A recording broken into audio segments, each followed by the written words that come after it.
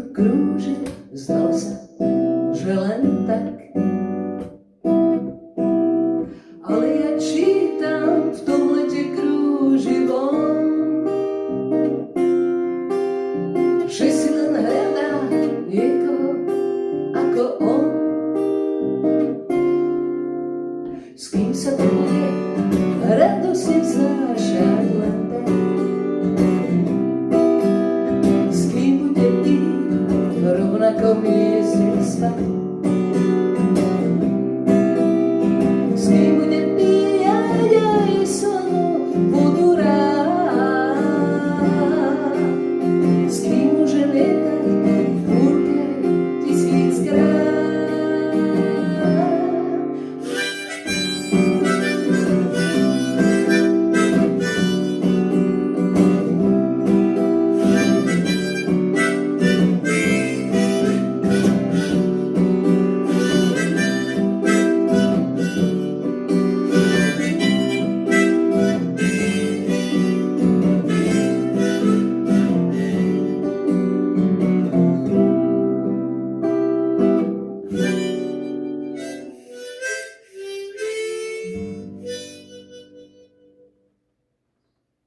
Krásny deň, milí priatelia.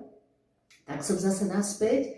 Trošku dlhšie som sa neozývala na mojej stránke, ale bola som rozcestovaná v lete na všelijakých krásnych výletoch a mám kopu zážitkov, z ktorých môžem zase čerpať a písať pekné pesničky. No a cvičím teraz, pretože ma čakajú dva krásne koncerty.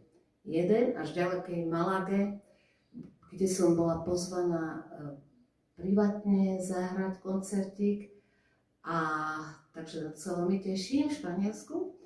No a ďalší koncert bude Sankt Vitus Cafe v Rusovciach, krásne zrekonštruovaný kostolík s úžasnou atmosférou, tak ten bude v oktobri, 17.